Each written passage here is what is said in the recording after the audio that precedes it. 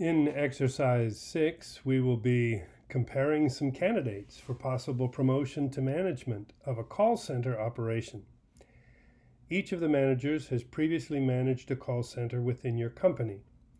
The promotion will be made on the basis of who has been the most successful manager of their individual call center. There are 4 relevant criteria. The first is given in column D here, and it is the rate of turnover of the staff, which you would like to be low. The second is the average customer satisfaction, and this appears to be a Likert scale out of 5. So we're aiming for a 5. The higher the number, the better. The third is the average number of calls handled per day at that call center. Okay. That you would like to be high. And the fourth is the total wages bill, which you would like to be low. Okay, but that of course is going to depend on how big the call center is, how many people are working there. So you have benchmark figures across your company and 3 other companies. So that this first column here might seem a little confusing. Just treat it like individual observations. Some of those were in-house and they're labeled hours. And then there are 3 different competitors, other 1, other 2, and other 3 listed there. The data cover 26 call centers in total. And if you select all of those and you look down here, sure enough, the count is 26. All comparable to the call centers in your company. However, the call centers differ drastically in size from about 5 to 20 operators. So there's going to be a relationship between calls per hour and total wages there, I'm sure. The data are in a file called Ch02Ex06. The performance of the 3 candidates is given in the same file. So down here is listed the performance of the 3 candidates, and up above are listed the performance of these 26 call centers. For each of the 3 candidates, calculate z-scores for each of the 4 performance measures. Okay, to do that, we're going to have to compare against the, let's call it the average of these, the industry average here or something. So I'm going to select the candidate's performance and move it down out of the way a little bit just by dragging the border. You can do that. And we're going to calculate the mean and, forget how to spell mean. The J-mean. The mean and the standard deviation of the benchmark call centers. So I have to do this only once. I would say equals average, and I would select all of these. So I'll get the average turnover percentage, 31.6, and I will get the average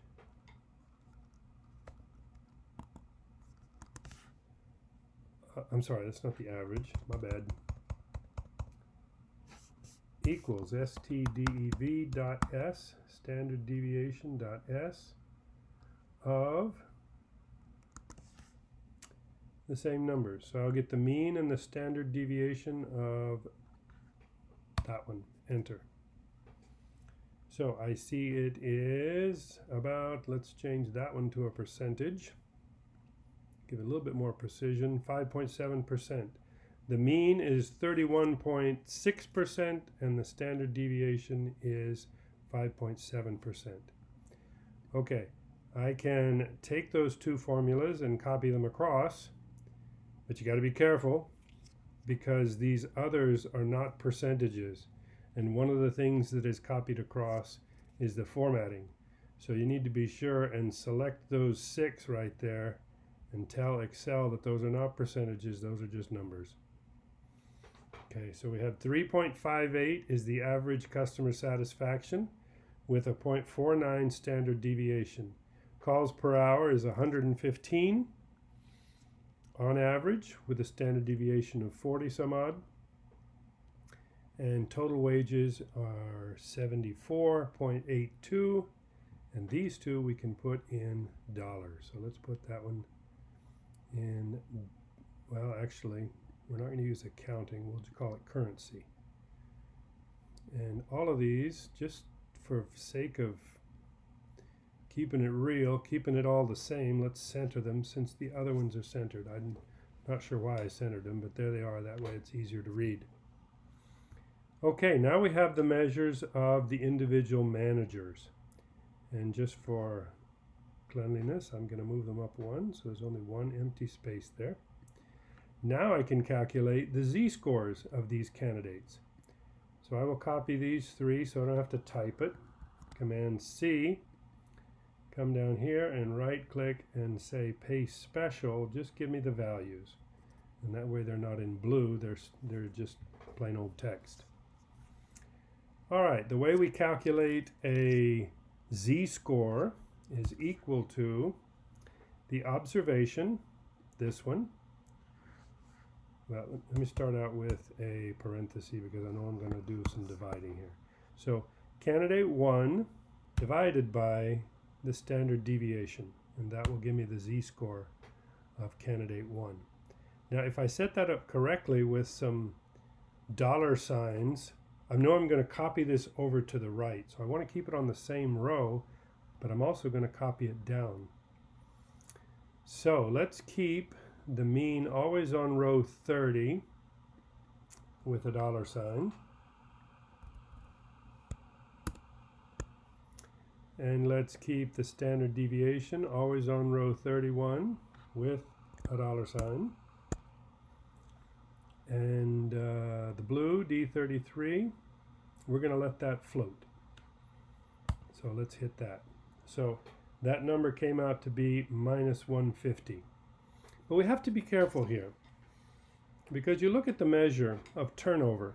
Do you want high turnover or do you want low turnover? Well, generally we want turnover to be low. So if the average turnover were 31.6% of the workforce, and candidate 1 came in at 23, we want to say that he's better than average because his turnover was lower. So we actually want the sign of his z-score to be positive. Well, let's copy down all three of them for starters. We want this to be positive because he was better than average. So we're going to go up here and manually force that one to be better than average. Candidate 2 came in, he also needs to be better than average, so we will change the sign of his z-score. And candidate 3 had turnover of 41% when the average was 36, so we're going to change the sign of his z-score also. So positive z-scores means you're better than average, and negative z-scores means you are worse than average. And so now the z-scores correspond to the actual scores of the candidate. Now we're going to copy these across and then check the signs of each one. So let's just verify this last one here and make sure that it's using the right numbers. There's candidate 1, there's candidate 2, and there's candidate 3. Okay, so we're using the right numbers. Now let's look about the next one. Satisfaction. The average satisfaction was 3.58. Candidate 1 got 3.72, so he should have a positive. He's better than average. So it looks like we're going to have to change the signs of this one by deleting that negative sign that's in there for this particular measure, so that you're rewarded with a positive score if you're above average. Candidate number 2 only got a 2.55 when the average was 3.58, so we want him to have a negative z-score. All right, how about this next one? Calls per hour. You want that to be high. The average is 115, above average, so he should be positive. So once again, I need to get rid of those negative signs for this particular measure.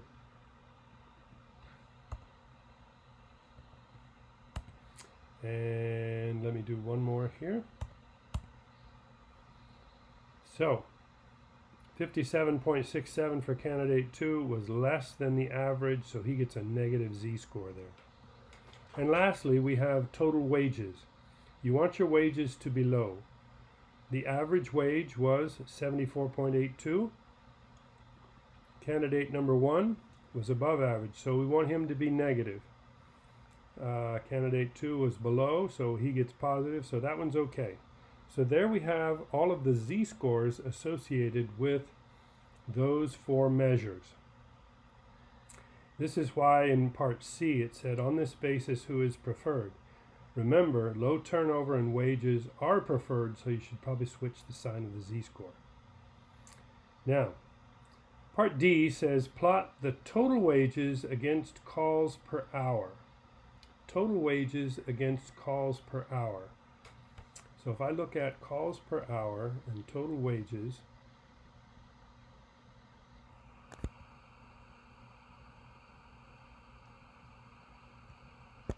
and I say insert an XY scatter plot.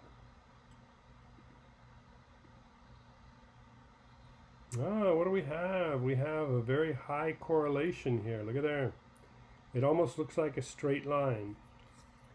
And the question asks us, why do you think the plot looks like it does? So it looks like as calls per hour goes up, so does total wages. Almost in a straight line fashion. And then wham, you slap your forehead and you say, of course. How you get more calls per hour is by hiring more people. And if you hire more people, then your wages go up. So there's a ratio that is like calls per dollar or something like that. Calls per hour per total wages. So what is suggestion here is the plot in D suggests combining these 2 measures, total wages and calls per hour, into a ratio, and using that as a single performance measure against total wages instead of total wages and calls per hour separately. And then we will calculate the calls per hour per total wages for all 26 call centers and also for the 3 candidates. So here's what we're going to do. We're going to create another column of data that can be used here to calculate z-scores. Let me move over this just a little bit, and this is going to be calls per hour divided by total wages. So this is simply equal to calls per hour divided by total wages. Enter. And what did we get? We get 1.32, but that's a ratio, that's not a dollar, so let me fix that and call that a number, 1.32. I can then copy that down, and I can also copy the 2 of these, and let's see. What is the mean? So let me drag this over so that it calculates the mean and the standard deviation of those. Make sure both of these are numbers. Very good. And just for sake of sameness, we're going to center all of that so everything lines up. Now this will be also equal to calls per hour divided by total wages, and we will format that as a number. Instead of currency, it's a number, and we'll center it so that now we can drag that down and copy that right there. So now I have the measurements of calls per hour per total wages and see how they do. So it looks like candidate number 1 is a little above average. Candidate number 2 is significantly above average. And candidate number 3 is a little above average also, with respect to that measure. So, let's think about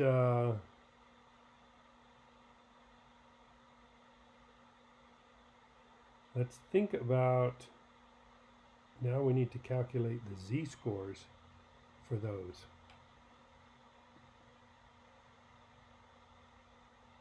All right, so the z-score is going to be equal to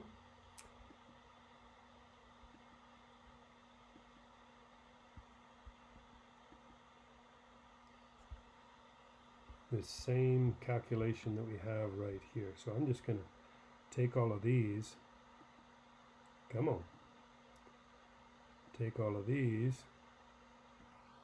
copy them, and paste them. And I can do that because those are relative references. So you'll notice that I'm not using the numbers over here. It just says basically use the formulas that are in this column. And you can prove that by selecting one of them and clicking in the formula bar, and you'll see what cells are referenced there. So 1.24 for a score compared to the 1.55 that is the mean is, well, actually that's a little worse than average. So these need to have the sign changed. So I'm going to take off that negative sign that's in there already from our previous, and that will give me negative scores for those that are below average and positive scores for those that are above average. All right, so that takes care of part E. The plot in D suggests combining, right, calculate C for all 26 and also for the 3 candidates. All right, the last part says calculate Z-scores for the performance measure calls per hour per total wages for the 3 candidates. And on the basis, we did that, on the basis of the 3 performance measures of turnover, satisfaction, and calls per hour per total wages, who is the preferred candidate. So we've had 2 measures here that we're using to quantify which one of these candidates is best. And I'm going to compare the 2 of them. The first was the first measure. I'm going to call that M1. And then there was M2. So in our first measure, all we did was take the average of the 4 measures, the z-scores of the 4 initial measures. So let me come over here and say that the measure here for z, even with z-scores, is equal to the average of 150 above, 30 above, 0.26, and a minus 1.7. So there are our first measures. So this came out that candidate 1 was 0.27 standard deviations above the rest. Candidate number 2 was below average by 0.15 standard deviations, and candidate number 3 was slightly above average at 0.11. Now, if you were using those measures to make your hiring decision, you would probably go with candidate number 1, since he has the highest z-score. However, part F here is asking us to use different measures. We're going to use turnover, satisfaction, and the last column that we just made. So we're going to say equals average of these first 2, which were turnover and satisfaction, comma, and this last one right there. Now that may look strange to you. You can use multiple cells and calculate an average by putting in a comma like that and selecting them thusly. So this comes up that candidate number 1 is 0.12 standard deviations above the average. And it looks like our best candidate by this measure is candidate number 2, whereas by the previous measure, candidate number 2 was deemed to be the least desirable. Now he is the most desirable, or she. And so this is an interesting way of seeing that how you measure things and how you think about how people really perform is a complex decision, and comparing them to each other and to industry standards, you can come up with a good data-driven business decision. Great problem.